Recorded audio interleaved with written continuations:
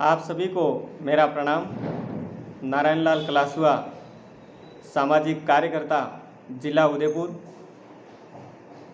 आज हमारे वर्तमान सांसद साहब मन्ना लाल जी रावत साहब ने जो फेसबुक पर विचार शेयर किए हैं, लगभग आप सभी ने देखा होगा, पढ़ा होगा, समझा होगा। आज इन्होंने 9 अगस्तीय, वामपंथी, अर्बन नक्सली, इन शब्दों से जो आदिवासी समाज को बोला है। काफ़ी समाज में रोष प्रकट हो रहा है, सोशल मीडिया के द्वारा सभी देखा जा रहा है।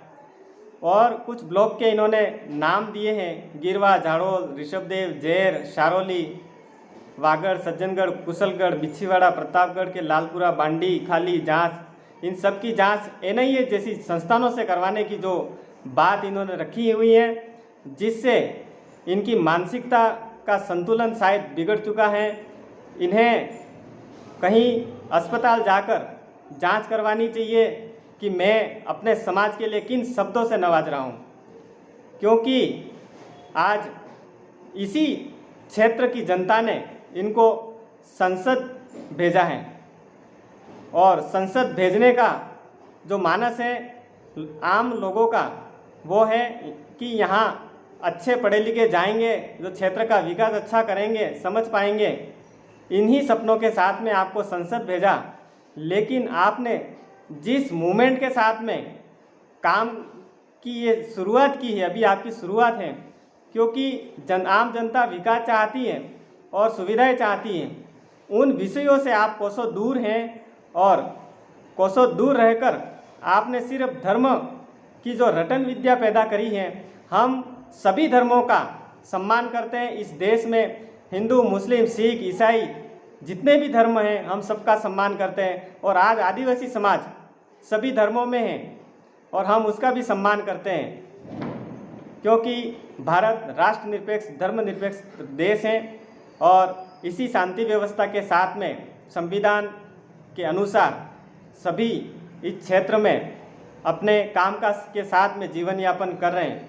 इस शांत क्षेत्र में आपने जो एक आज नकारात्मक जो टिप्पणी इस समाज के क्षेत्र के साथ में की है, वो बहुत ही माफ़ करने लायक भी नहीं है।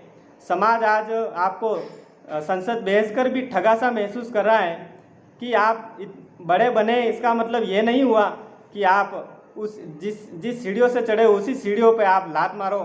बहुत ही निंदनीय घटनाएं, निंदनीय आपने जो बात रखी है, वो काफ़ी रोष प्रकट करने वाली है।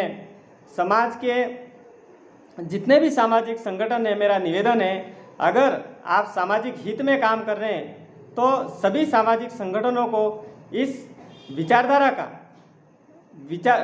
का विरोध करना चाहिए। हम बीजेपी पार्टी के सभी पदाधिकारी, नेतागण से भी अनुरोध करते हैं कि आपका भी हम सम्मान करते हैं। हमारे आदिवासी समाज आपके बीजेपी पार्टी में भी है, कांग्रेस में भी है, सभी पार्टियों में हमारा समाज शांतिपूर्वक तरीके से पार्टियों का काम करता हुआ आ रहा है और हम पूरी पार्टी का भी समर्थन करते हैं। लेकिन इन्होंने आपकी पार्टी में रहकर जिस प्रकार आज समाज को इन गलत शब्दों से नवाजा है, जिससे हमारी भावनाएं आहत हुई हैं और समाज इनका विरोध प्रकट करेगा। समाज की जाजम पर इनको सवाल का जवाब पूछेंगे।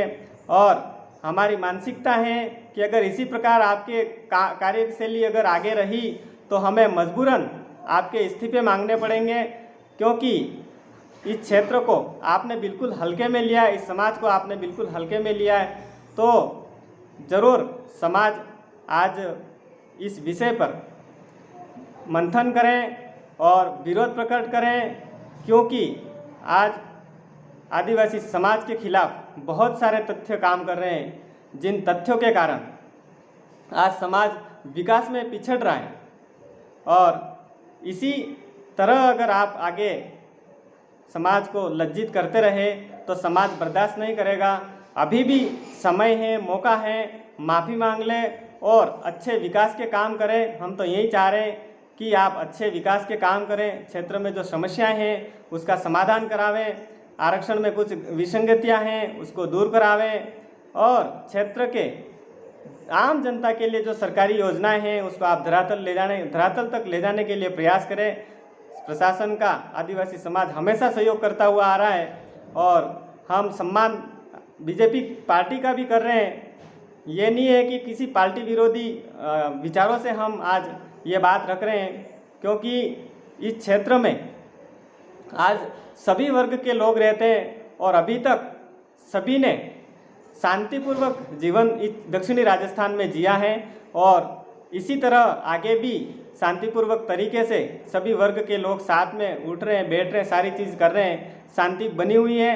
आप मुझे लगता है इस दक्षिणी राजस्थान में अशांति प्रकट करवाने के चक्कर में है, इसलिए आप बार बार एनआईए का जिक्र कर रहे हैं, क्योंकि आपने पहले भी बहुत सारी चीज़ें एनआईए की जांच के लिए बोल रखी है, वो समाज को ध्यान में है, लेकिन हक अधिकार की बात जो समाज करता है उसको आप दबाकर और इस तरह लज्जित कर आगे नहीं बढ़ सकते हैं, क्योंकि यह समाज आपसे कई गुना बड़ा है।